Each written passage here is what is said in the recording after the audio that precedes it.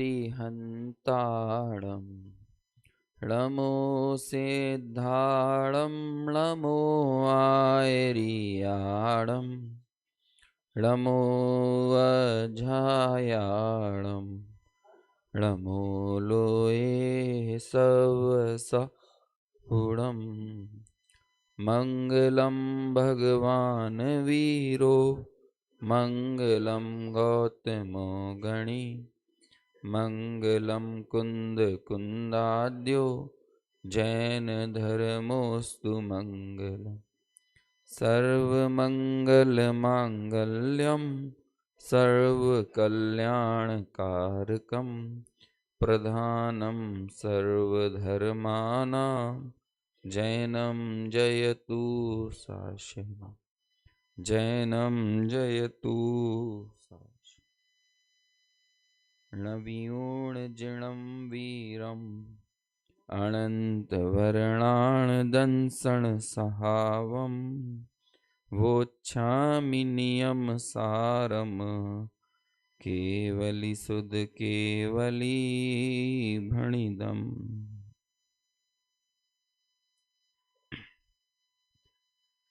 नियमसार ग्रंथ गाथा 47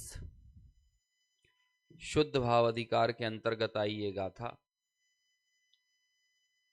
मुक्ति के वास्तविक कारण की तलाश करता हुआ ये अधिकार और उसी कारण को खोजती हुई ये सारी गाथाएं हैं। उन गाथाओं में से एक गाथा 47 नंबर की गाथा पर अपन चर्चा कर रहे हैं। विधान में, भक्ति में सिद्धों की हम उपासना कर रहे हैं और स्वाध्याय में उन सिद्धों जैसा ही मेरा स्वरूप है, इस बात का निर्णय करने के लिए स्वाध्याय की शरण ले रहे हैं। बात थोड़ी सी मुश्किल तब हो जाती है क्योंकि दुनिया की परिपाटी ये है कि प्रभु तुम हो पालनहारे, हम हैं दीन दुखी, हम हैं दीन दुखियारे। तो जब अपनी कंपैटिबिलिटी, अपनी समानता यदि सिद्धों के साथ सीधे मिला दी जाए तो पहली बार में तो हमको बड़ा आश्चर्य, अचरज होता है और बुद्धि और हृदय दोनों इस बात को स्वीकार करने से इनकार कर देते हैं। अरे सिद्धों की तो बात बहुत दूर की रही। यदि हम आपसे कहें कि भाई थोड़ा सा फलाना नियम ले लो स्वाध्याय प्रतिदिन करने का, जिनवाणी का के पन्ने थोड़ा खोल कर देखो, तभी हम ये बोल देते हैं अब पंडित जी आप कहाँ और हम कहाँ। जब हम सामने वाले पंडित जी को ही ऐसा मान लेते हैं, किसी विद्वान को जो थोड़े से ग्रंथों को कदाचित हमसे ज्यादा जानते हों, छय उपसम ज्ञान में, तो हम उनके साथ ही अपने आप को इतना नीचा मानने लगते हैं। कोई थोड़ा सा व्रती मिल जाता है तो व्रती के सामने अब आप कहाँ त्यागी व्रती और हम कहाँ, हम तो दीन दुखहारे हैं, हम तो जगत की जंजालों में उलझे हुए हैं, आपके जैसे हम कैसे हो सकते हैं। तो जब हमारे लिए थोड़े से ज्ञान को देखकर और थोड़ी सी क्रियाओं को देखकर अपने आप के भीतर एक हीनता बोध पैदा हो जाता है, तो जो 8 गुणों से अलंकृत सिद्ध भगवान हैं वो मेरे जैसे हैं, मैं उनके जैसा हूं, इस बात को स्वीकार करने को तो हमारा हृदय कभी बर्दाश्त ही नहीं करेगा, स्वीकार ही नहीं करेगा। मैं कैसे हो सकता हूं उनके जैसा। और जब ये दूरियां हमने बना ली हैं भगवान के साथ अपनी, तो वास्तव में ये हमारा भगवान के साथ सौतेला बर्ताव नहीं है, ये हमारा सम्यक दर्शन के साथ सौतेला बर्ताव है। सम्यक दर्शन हो ही इसलिए नहीं रहा क्योंकि हम सोचते हैं हमें होगा ही नहीं। समझ में आया। पहले अभी बात चल रही थी ना कि पहले स्वतंत्रता की स्वीकृति भीतर में होना चाहिए, तब जाकर वो बाहर में स्वतंत्रता प्राप्त हुई थी स्वतंत्रता सेनानियों को। ऐसे ही पहले सिद्धत्व की स्वीकृति यहां होती है, तब वो पर्याय में सिद्धत्व प्रकट होता है।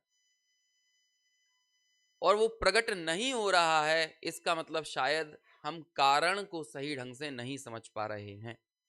अरे लोक में भी जब भी कोई ऐसा व्यक्ति मिलता है जिसके प्रति हम बहुमान और महिमा से भरे हुए होते हैं, तो हम पहला प्रश्न यही करते हैं, कैसे? अरे हम कुछ सालों पहले तक फलाने उस बच्चे को जानते थे, वो तो यहाँ सड़कों पे धूल खाता घूमता था, आज वो कलेक्टर बन गया, तो तुरंत हमारे दिमाग में क्या प्रश्न उठेगा, कैसे? कल तक तो वो भाई उनके यहाँ घर में 2 रोटी खाने के लिए नहीं थी, आज इतने बड़े उद्योगपति बन गए कि कभी एक पैर उनका अमेरिका में है, एक पैर लंदन में है, एक पैर जापान में, इतना व्यवसाय कैसे फैला लिया? तो सबसे पहले हमारा क्या प्रश्न उठता है, कैसे? सब जगह आप कहीं भी देख लीजिए, अरे वो लड़का तो 24 घंटे एकदम खेल कूद में मस्त रहता था, उसने पूरा स्टेट टॉप कैसे कर लिया? क्या प्रश्न उठ रहे हैं हमारे, कैसे कैसे कैसे?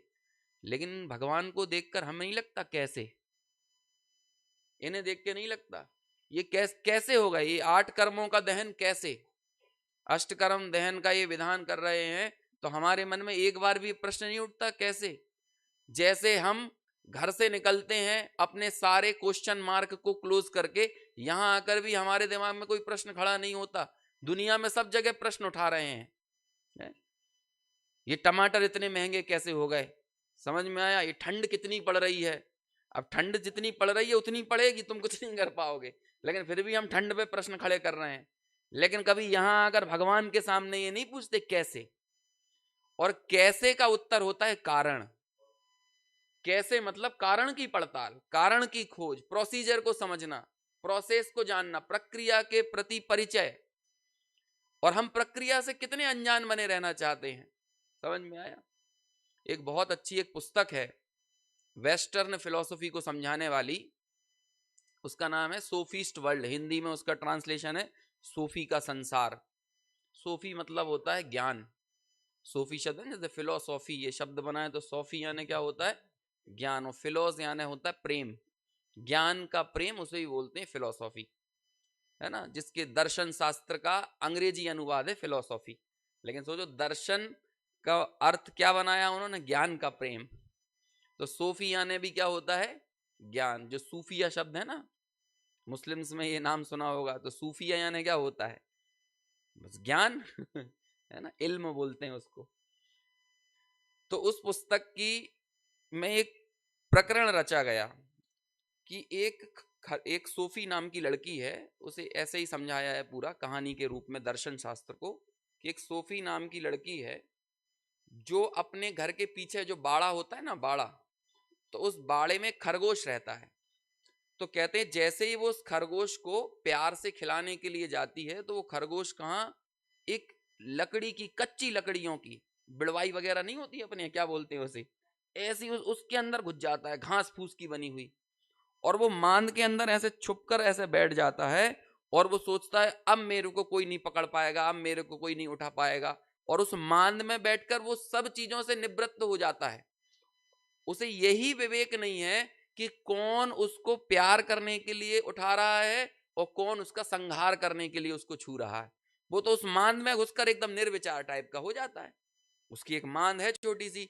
जबकि कहते हैं वो इतना मूर्ख है वो खरगोश, मतलब वो सोच रही है कि भाई इतनी सी मांद ये थोड़े से हवा के झोंके में चले जाएगी, बारिश हो रही है, तो वो सोफी नाम की लड़की तो ये सोचती है कि इस खरगोश को उठाकर किसी सुरक्षित अपने अंदर ले जाऊं, लेकिन ये उस मांद में घुसकर ये सोच रहा है कि शायद ये बारिश से बच जाएगा, बिजली से, तूफान से, पानी से। कहते हैं वो भैया वो मांद कितनी देर टिक पाएगी, वो पहले ही बहुत कमजोर है। लेकिन वो मांद में घुसकर निर्विचार होकर हित अहित की बुद्धि उसकी चली गई है, तो वो सोचता है खरगोश कि बस मैं अब सुरक्षित हूं। लेकिन वो चीजों को बहुत व्यापक स्तर पर जान नहीं रहा है, इसलिए उसे वो मांद ही अपना सर्वस्व लग रहा है। फिर वो लड़की अपने प्रति ऐसे ही सोचती है।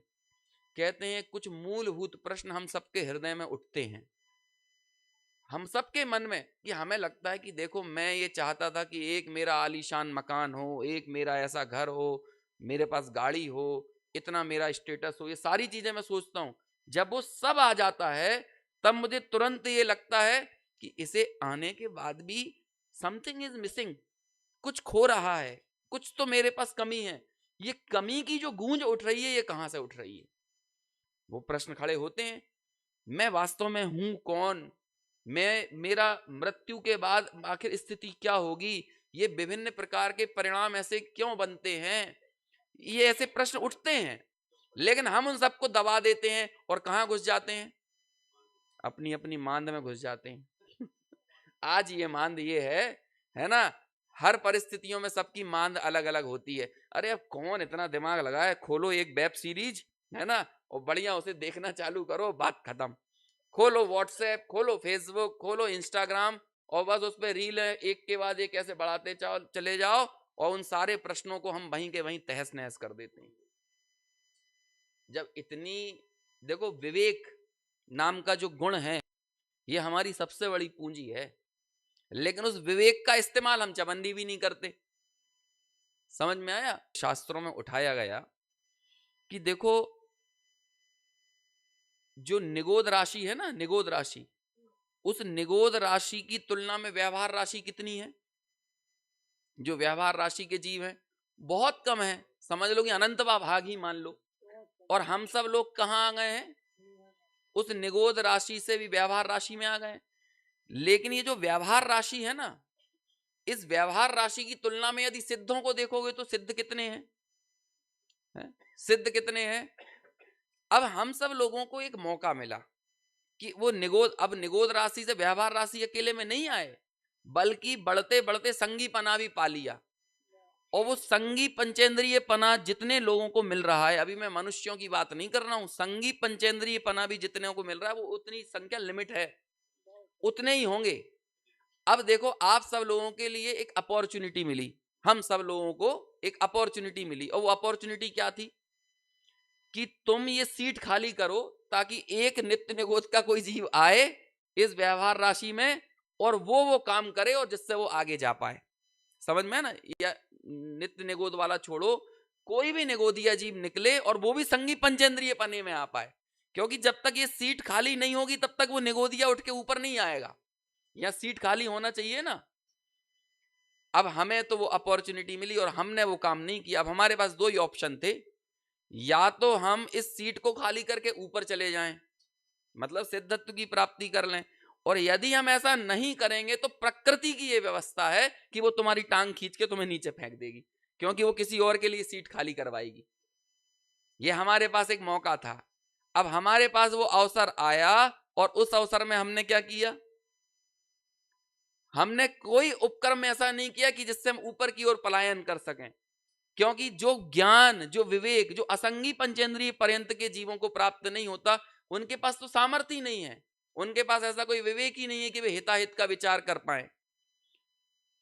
निगोदिया जीवों के तो भाव कलंक की प्रचुरता इतनी है कि बारंबार निगोद निगोद निगोद निगोद निगोद निगोद, और ऐसा निगोदी निगोद चलता रहे तो 2.5 पुद्गल परावर्तन तक चलता रहे। अब आप विचार करो, ये मैं जितने आराम से बोल दे रहा हूं ना, ये 2.5 पुद्गल परावर्तन, इतना आराम से समझ मत लेना ऐसे, ये 2.5 मिनट नहीं है, है ना। ये 2.5 पुद्गल परावर्तन क्या है, अभी मैं बताने के लिए गड्ढा नहीं खुदवाने वाला हूं आपसे, है? क्योंकि वापस हमें फिर भक्ति के मोड में जाना है, तो लाइट माइंड रहना चाहिए। अब आप ये सोचो, जब ये ठीक है, वैसी ही बात है कि देखो प्रधानमंत्री के शपथ ग्रहण में जाने के लिए 2000 पास बटे थे, समझ में आया? अब वो 2000 लोगों को मिल गए, एक व्यक्ति ने बा मुश्किल अरे हमें भी दो, हमें भी दो, हमें भी दो, उसे मिल गया वो पास। अब वो जो पास मिला और उसके बाद वो उस कार्यक्रम में नहीं गया, तो फिर लोग उससे सवाल पूछेंगे ना, पास देने वाले, कि भैया तूने एक पास खराब क्यों किया? यदि तुझे जाना ही नहीं था तो किसी और को दे देना चाहिए था।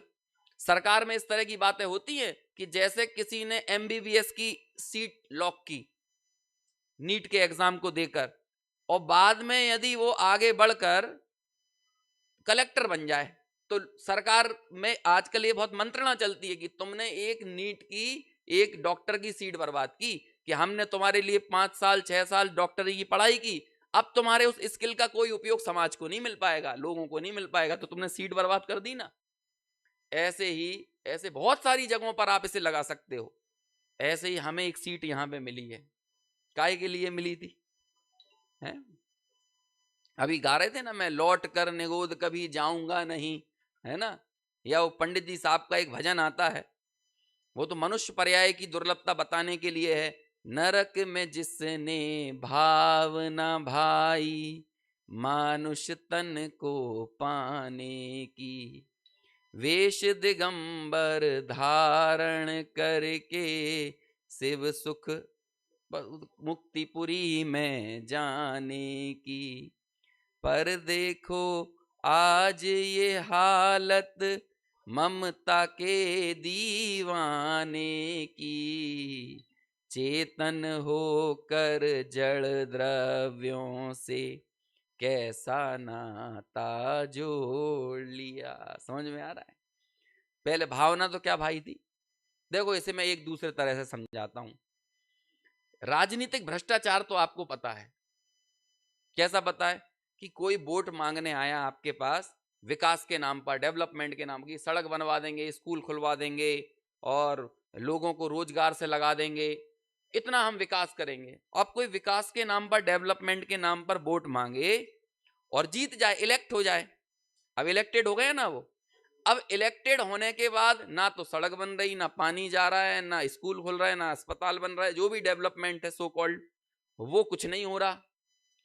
और क्या हो रहा है? उनकी हवेली एक के बाद एक ऊपर ऊपर ऊपर चढ़े जा रही है। तो इसे क्या बोलते हैं? राजनीतिक, पॉलिटिकल करप्शन। अब इन लोगों के लिए कहां जाना पड़ेगा? तिहाड़। क्यों? तुम इलेक्ट किस बेस पे हुए थे? तुम्हारा संकल्प क्या था? संकल्प पत्र जारी किया जाता है ना आजकल।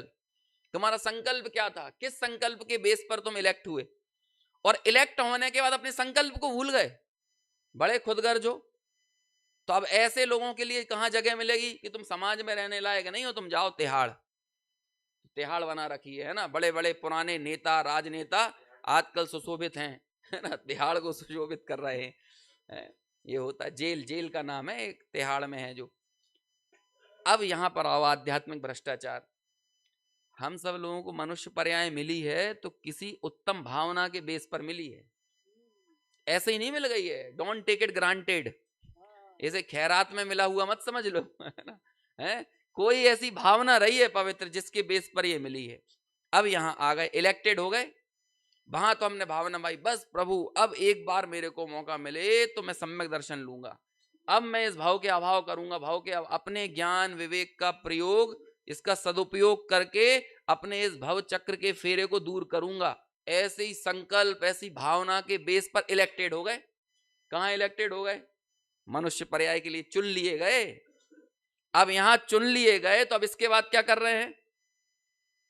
इसके बाद फिर वही कर रहे हैं जो पंचेंद्रिय के विषयों की पूर्ति मैं इससे पहले अनंतों बार करता आ रहा हूं। आज भी अपने ज्ञान और विवेक के माध्यम से उन्हीं अपने सारे ज्ञान को कहां झोंक रहा हूं?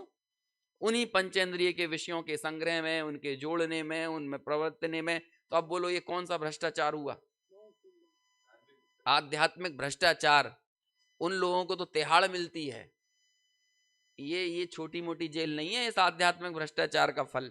कहते हैं कि अब जब तुम्हें वो एक पोजीशन मिली थी, एक जगह ऐसी मिली थी जहां से तुम अपना उत्थान करके ऊपर जा सकते थे, तुमने उसका सदुपयोग नहीं किया ना, अब लो तुम्हारे पैसे फेंक दिया जाता है।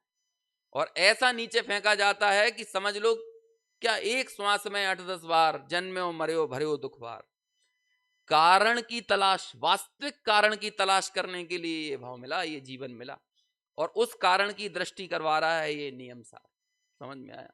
कहां कहां तक बातें करें, कितनी कितनी बातें करें। देखो टोडरमल जी ने, हम सब लोग अपने अभावों को इतना गिनाते रहते हैं, अपनी शिकायतों को इतना सुनाते रहते हैं कि हमें पता नहीं है कि सम्यक दर्शन की बेसिक एलिजिबिलिटी क्या है।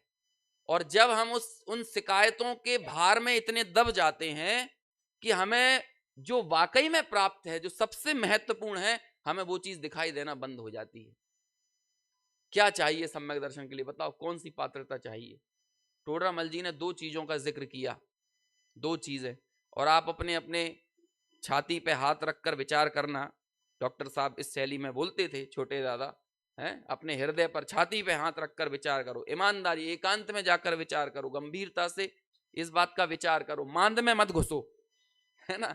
जब अंदर में कोई प्रश्न पैदा होता है तो किसी मांद में मत घुसो। यदि वाकई में कोई प्रश्न तुम्हें बेचैन कर देगा तो इस कायनात को उसका उत्तर देना पड़ेगा। लेकिन हमें ये जो जरूरी प्रश्न है ना जीवन के, वो कभी बेचैन ही नहीं करते।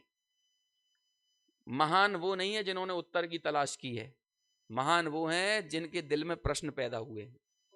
लोक में भी ऐसा ही है।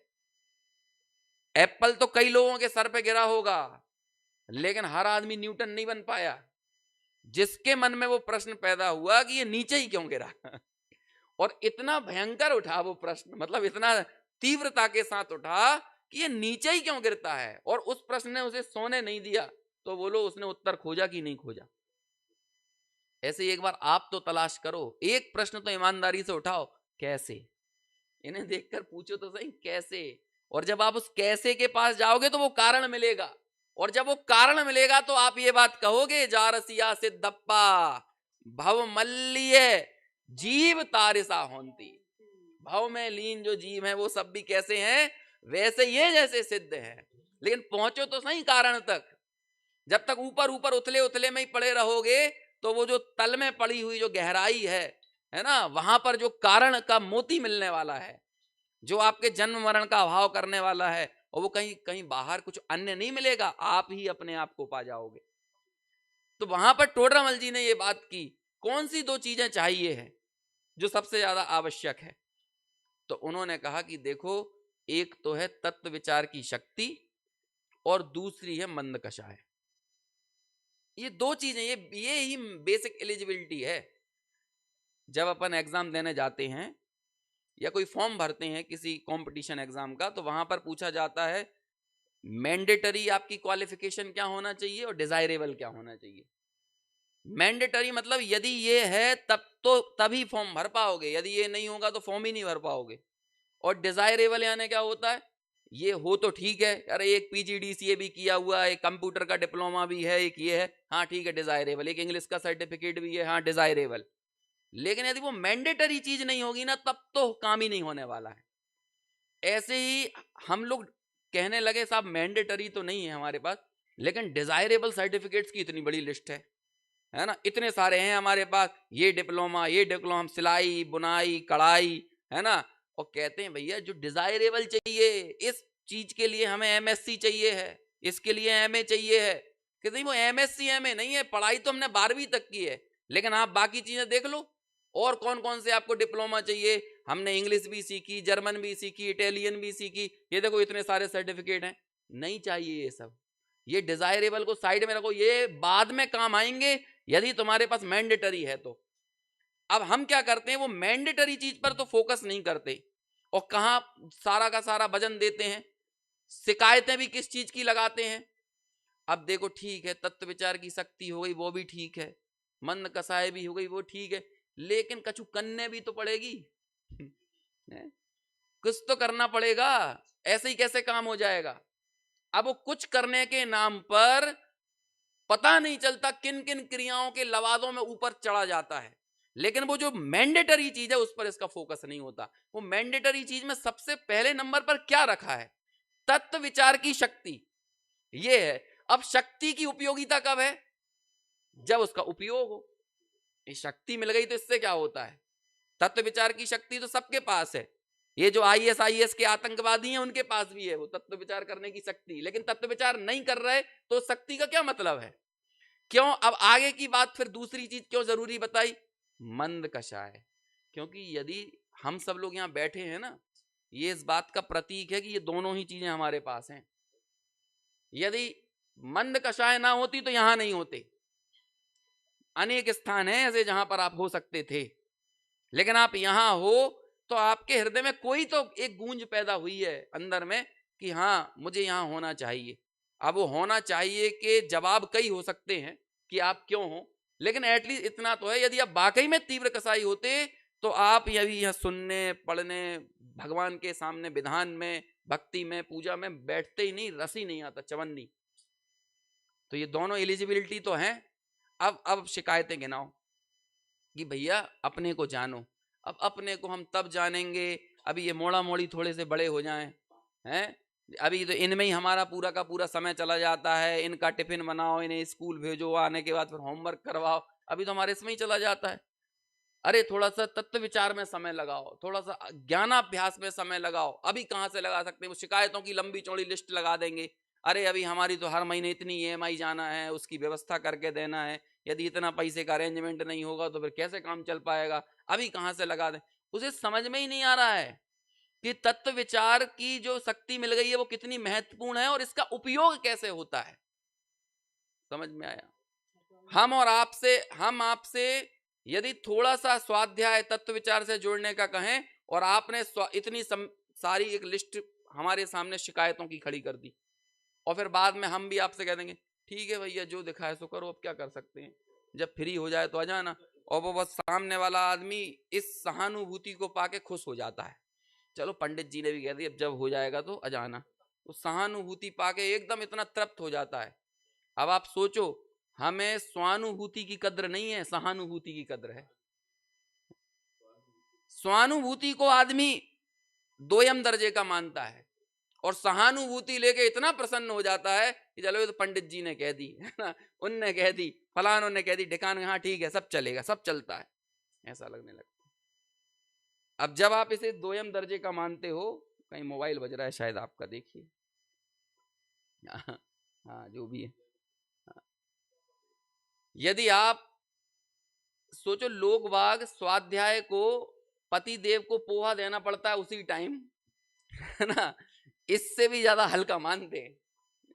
अरे वही स्वाध्याय में आया करें, अरे अब क्या करें, वो ही इनके ऑफिस जाने का टाइम होता है, वो ही हमारा इन्हें पोहा बनाने का टाइम होता है। अब आप सोच लीजिए, जिसके लिए स्वानुभूति पोहे से भी ज्यादा हल्की चीज लगती हो, वो क्या खाक स्वानुभूति करेगा है? ऐसी मैं एक ये एग्जाम्पल दे रहा हूं, ऐसे अपने अपने उदाहरणों को खोज लेना, अपने अपने जीवन के प्रसंगों को। यदि आपका शिकायतों पर इतना ज्यादा ध्यान है तो आपको जो वाकई में अर्जित है ना, आपको उसकी कद्र नहीं है और आपने उसे इतना टेक इट ग्रांटेड ले लिया है, इतना ज्यादा उसे हल्के में ले लिया है कि आपको लगता है कि ये तो बस ठीक है, मिल गया मिल गया। और कहीं ना कहीं हम भी जैन होते हुए भी हृदय से चारवाक हैं, समझ में? चारवाक मत वालों के कोई मोहल्ले नहीं होते हैं। जो देह को अपना मानता है, यदि देह ही मैं हूं और देह के अनुसार ही जीवन यापन कर रहा है, वही चारवाक है। आप अपने नाम के आगे सरनेम कुछ भी लगाओ।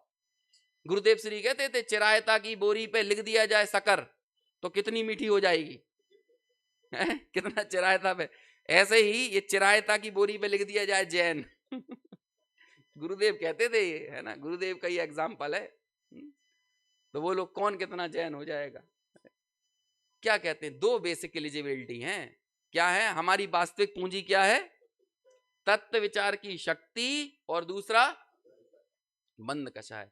अब देखो उन्होंने मात्र इतना ही नहीं बताया कि ये पूंजी तुम्हें मिली है, what you have and where you waste, मतलब कहां तुम बर्बाद करते हो, उन्होंने ये भी बताया है। इतना ही नहीं बताकर छोड़ दिया कि तुम्हारे पास वाकई में संपत्ति क्या है, वाकई में पूंजी क्या है। अभी आगे और सुनो कि तुम बर्बाद कहां करते हो। पहले नंबर देखो, अभी मंद कसाय की बात चल रही है, तीव्र कसाय में बर्बाद होने वाली चीज तो जाने दो। तीव्र कसाय की तो वो लोग तो इस मंदिर के बाहर हैं, इस परिधि के ही बाहर हैं वो। हम तो बात कर रहे हैं जिनके मंद कषाय है, ये उनकी बात चल रही है जिन्हें भगवान अच्छे लगते हैं, अच्छे लगते हैं। वाह तीन लोक के नाथ, ऐसा आह्लादित तो है, लेकिन कहते हैं तुम्हारी ये मंद कषाय रूपी पूंजी कहां बर्बाद हो रही है। तो वो पहला स्थल बताते हैं, मंद कषाय सहित विषय आदि में प्रवृत्ति। कहां? विषय विषय विषय कषाय में। ठीक है, पत्नी पे भी गुस्सा आया तो ठीक है, चलो ज्यादा बहुत लोड नहीं ले रहा है। मंद कषाय है, भगवान के पास 2 टाइम जाता है ना, कदाचित शास्त्र भी सुनता है, शास्त्र स्वाध्याय भी करता है, सब क्रियाओं को भी पालता है, अष्टमी चतुर्दशी भी करता है, सारी चीजें हैं जो एक जैनों के योग्य आचरण सदाचार होना चाहिए, वो सब है। ये सब मैं अभी उनकी बात नहीं कर रहा हूँ जो कुछ भी खा रहा है, कुछ भी पी रहे, कहीं भी घूम रहे। भगवान के तो कभी मंदिर में सिर्फ 10 लक्षण में एक आध दिन आ गए तो आ गए, है ना, जिस दिन उनका विधान में नाम हो, जिस दिन उनका कोई पूजा वूजा उनके नाम से होना हो तो उस दिन आ गए, उनकी तो बात ही नहीं हो रही है। अभी जिनको वाकई में ये पूंजी मिली है वो कहां बर्बाद कर रहे हैं। तो पहला स्थल कौन सा हो गया? ये दूसरा स्थल है, पहला स्थल कोई और है। पहला स्थल है प्रमाद में काल गवाए। क्या है? हाँ, मंद कसाय है। कौन साहब, अभी लोगों से पूछ लो ना नीचे, और साहब यहाँ कैसे, तो वो उत्तर देते हैं ऐसा ही। मतलब उन्हें मालूम ही नहीं है। अरे कहाँ जा रहे हो? अरे जरा मंदिर तक। मंदिर तक क्यों जा रहे हो? अब जा रहे हैं यार ऐसे ही, हमारे पिताजी जाते थे, हमारे दादाजी जाते थे, तो हम भी ऐसे ही जा रहे हैं और क्या है? तो पहला उन्होंने क्या लिखा, आप पढ़ना, ये पुरुषार्थ से मोक्ष की प्राप्ति का प्रकरण जहां खत्म होता है उस पे है ये पूरी बात लिखी है। मैं थोड़े से शब्द इधर उधर हो रहे होंगे लेकिन मैं बात वही बोल रहा हूं। तो पहला स्थल कौन सा बताया, प्रमाद में काल गवाए। मतलब हिंदुस्तान का आदमी इतना फ्री है कि वो घंटों जेसीबी की खुदाई भी देख सकता है और वहां भी खड़ा हो गया, वो कहे साहब क्या कर रहे हो, कहले कुछ नहीं तो भाई कुछ नहीं कर रहे हो तो कर क्यों रहे हो, ये कहां तक जा रहे हो, बस ऐसे ही घूमने जा रहे हैं, ऐसे ही क्यों कर रहे हो, क्यों तुम्हें समझ में नहीं आ रही, तुम्हें जो चीज मिली है वो तो जा ही रही है ना, है? जब आप समय की कदर नहीं कर रहे होते हो तब भी समय आपको काट के आगे बढ़ रहा होता है, तब भी वो तो आगे बढ़, समय तो गुजर ही रहा है ना। और हमारे पास कोई लिखी हुई कोई चार्ट बुक तो है नहीं कि इतना समय हमारे पास है ही, है? और अभी पता है कि ये जो जो वक्त चला जाएगा इसके बाद फिर हालत क्या होने वाली है। तो ये 90% से भी ज्यादा लोगों की स्थिति यही है कि वो इस महत्वपूर्ण पूंजी को कहां बर्बाद कर देते हैं। चलो ठीक है, वो 3 दिन का कार्यक्रम रखा है, तनक सुने आते हैं, काहे को जा रहे हो सुनने, अरे इतने बैठे बैठे क्या करेंगे, सोते ही बैठेंगे वहीं बैठेंगे और क्या कर सकते हैं, समझ में, तो क्यों आ गए, अरे बस ऐसा ही आ गए और क्या है। तो ये इसे बोलते हैं प्रमाद में काल गवाए, समझ में आया। और फिर यहां से जाने के बाद अब क्या करना है, कि कुछ नहीं, अब चलो ठंड अच्छी पड़ रही है इस समय, तो सोने से ज्यादा अच्छी चीज और क्या हो सकती है, तो बढ़िया चद्दर ओढ़ के और सो, तो क्या करो, बस प्रमाद में काल गवाए, उसे पता नहीं है ये जो पूंजी मिली थी महत्वपूर्ण ये जा रही है। ये पहला स्थल है बर्बाद करने का। दूसरा स्थल जो मैंने पहले बोल दिया था, मंद कषाय सहित विषय सेवन में प्रवृत्ति। ठीक है, जो खाना मिल गया, जैसा अब बच्चा लोग ले गए थे फिल्म दिखाने, सो हम भी चले गए, अब हम मन तो लग नहीं रहा था लेकिन देख रहे थे और क्या है? बड़े मंद कषाय सहित। अब क्या करें भैया, हम खाली बैठे थे तो सोचते हैं बच्चे का ही अपना दुकान में हाथ बढ़ा दें, है? और बाद में क्या होता है एक समय के बाद, मतलब सोचो, आप विचार करो, कोई 80-85 साल का आदमी, 90 साल का कोई व्यक्ति यदि खत्म हो जाए तो मालूम उसके बारे में भी घर वाले क्या क्या क्या रोते हैं, अरे बढ़िया दिल्लान में पड़े रहते थे तो चोर वोर का खतरा नहीं था है? मतलब अब आप सोच रहे हो उनकी उपयोगिता क्या रह गई है, अरे कम से कम है हमारे बच्चे को स्कूल छोड़ के आ जाते थे, है ना मतलब आप सोच लो, आप आपकी आपसे प्रेम करने वाले लोग आपकी क्या कदर करते हैं समझ में, वैसे वो कैमरा लगा देते हैं ना, तो ऐसे मानो बुजुर्ग लगा दिया हो एक है ना, हमने दादाजी लगा रखे थे कैमरे की जगह लोगों को देखने के लिए। भाई समझो, ये ऐसे विषय सेवन में मंद कषाय सहित जो भी कार्य हैं, 5 इंद्रिय के विषय से जुड़े हुए हैं, वहां पर अपनी इस पूंजी को बर्बाद कर देता है। दूसरा स्थल। अभी तीसरा स्थल स्वीकार करने के लिए तो पाषाण का हृदय चाहिए। मंद कषाय सहित तीसरी जगह कहां बर्बाद होती है, कहते हैं मंद कषाय सहित व्यवहार धर्म में प्रवर्ते लेकिन तत्व विचार ना करे। तीसरी जगह कौन सी है, एकदम चुस्त है बाकी सब क्रियाओं में, एकदम कैसे प्रक्षाल होना चाहिए, कैसे पूजा होना चाहिए, कैसे भक्ति होना चाहिए, कैसे सब कुछ होना चाहिए, सब में चुस्त है। कैसे घर में कैसा सोला होना चाहिए, कैसा कपड़ा छुलना चाहिए कि नहीं छुलना चाहिए, है ना, मानो वो नाम है उसका सोला। वो हम बोलते मतलब लिखते हैं शकर वो सरस वाला सोला, लेकिन होता है वो शकर वाला शोला शोला जानते हो, शोला आग का गोला एक जगह तो लिखा हुआ था बुंदेलखंड में, एक तीर्थ पे लिखा हुआ था शोले के कपड़े, क्योंकि उन कपड़ों को पहन के आदमी शोला बन जाता है हैं? क्योंकि सबसे ज्यादा खटपट वो उन्हें पहनने की बात करता है, वो पहले नहीं करता जब उनको उतार देता है तो, लेकिन जहां वो शोले के कपड़े पहन लेता है तो फिर वो आग का गोला बन जाता है। फिर तो ऐसा नहीं करना भाई, वैसा नहीं करना, तो भाई भगवान को छूना नहीं आता, ऐसा नहीं करता, वैसा नहीं करता, इन्हीं चीजों में बिल्कुल चुस्ती दिखाएगा, उसे लगेगा कि वो वाकई में धर्मात्मा हो गया। ये समझो, ये इन इन हरकतों से युवा आपसे दूर रहते समझ में आया, यदि आया है तो उसके प्रति सदा सहायता दिखाओ। और ये हर पीढ़ी के अंदर रोग है कि वो अपने से नीचे वाली पीढ़ी को हल्का मान के चलती है ये हर पीढ़ी के अंदर की बीमारी है। हैं? दुनिया की किसी डिक्शनरी में बड़े का पर्यायवाची सही नहीं होता, समझ में आया? बड़े हो तो क्या हुआ, सही सही होना बहुत ज्यादा जरूरी है ना। तो तीसरा स्थल कौन सा है? व्यवहार धर्म में तो प्रवर्ते लेकिन तत्व विचार ना करे। मालूम फिर आगे क्या लिखते हैं? ठीक है, ये व्यवहार व्यवहार धर्म में प्रवर्तन करके तुम चले जाओगे एकाध भाव में, स्वर्ग आदि में चले जाओगे, लेकिन उसके बाद क्या होगा? कहते छह थावर्तन धरे यो परिवर्तन पूरे करें। अभी ये हमें ये जो शक्ति मिली थी, ये जो मंद कषाय रूप पूंजी आई थी, ये काय के लिए थी हमें ये बात पता नहीं है। उस मूल कारण की तलाश करने के लिए थी, और हमने इस पूरे जीवन में उस कारण को नहीं खोजा, इस कारण को नहीं खोजा जो ये नियम सार आदि ग्रंथ, ये समय सार आदि ग्रंथ जिसकी तरफ हमें इशारा कर रहे हैं, और हम बाकी सारी चीजों में अपनी चुस्ती दिखाते रहे। लेकिन सवाल फिर यही हमारे सामने खड़ा रहता है कि तुम्हें भाव का अभाव करने के लिए ये भाव मिला था, लेकिन तुमने इसे भी भाव के बढ़ाने का ही हेतु बना दिया।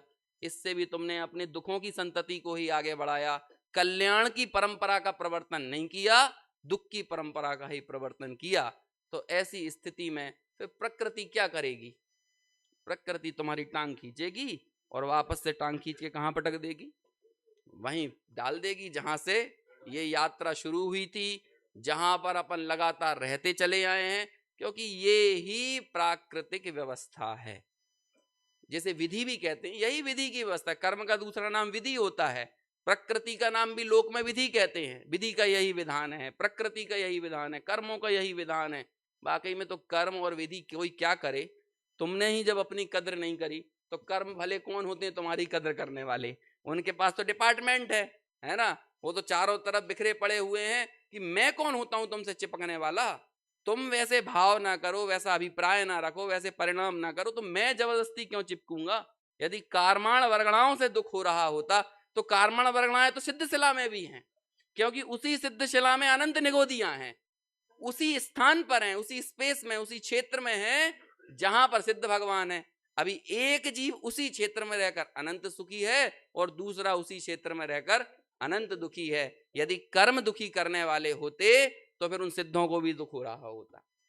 तो ऐसे हम इस विषय को समझें, इस भावना के साथ अभी चर्चा यहीं पूर्ण।